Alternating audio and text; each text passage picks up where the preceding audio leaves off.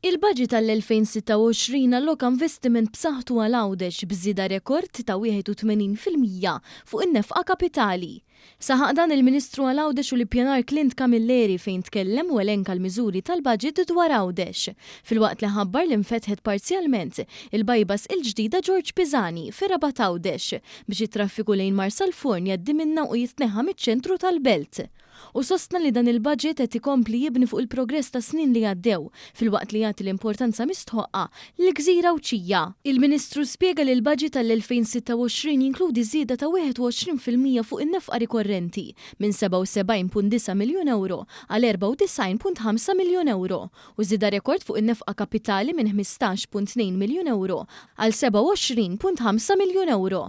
Intqal li l-viżjoni tal-Gvern għal Għawdex iċara, titjib fl-infrastruttura, investiment fil-konnettività, ħarsien għall-ambjent, edukazzjoni moderna u proġetti ta' inklużjoni u sports. Semma kif matul din is-sena saru investimenti sinifikanti fit-titjib ta' toroq madwar Għawdex, inkluż it-tlestija ta' toroq taħt iċ-Ċittadella, Triq li Mallem u l-ħolqien ta' junction ġdida biex jitnaqqas il-bottleneck fiċ-ċentru tal-Belt Victoria. Dan filwaqt li se jitwettaq ukoll il-proġett ta' mitriq residenzjali ġdida fuq suġġerimenti tal-Kunsilli Lokali. Biex tkompli tissaħħaħ il-konnettività bejn Malta u Għawdex, mistenni jibda l-proċess ta' xiri ta' raba vapur ġdid għal Gozo Channel.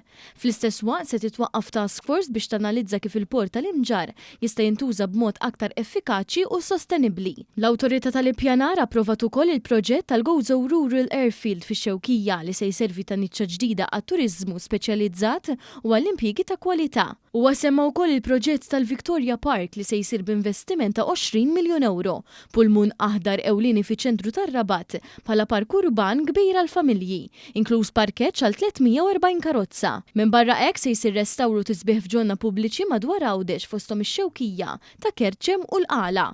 Meta tkellem dwar l-edukazzjoni, il-Ministru Camilleri spjega li l-Gvern qed jinvesti fi skejjel moderni u aċċessibbli u qal li x-xogħlijiet li għaddejjin jinkludu dawk f'ta' Kerċem u fiż-Żebbuġ b'investiment ta' 7 miljun euro. Ma dan mis-sena d-dieħla se jingħata l-allowance ta' 280 euro fix-xahar l-aktar minn 800 student Awċi li jattendu edukazzjoni post-sekondarja jew terzjarja f'Malta. Fuq livell soċjali b'investiment ta' 5.7 miljun euro se jitwettqu inizjattivi bħalma i-Blossom li tiffoka fuq is-saħħa mentali tat-tfal u ż-żgħażagħ.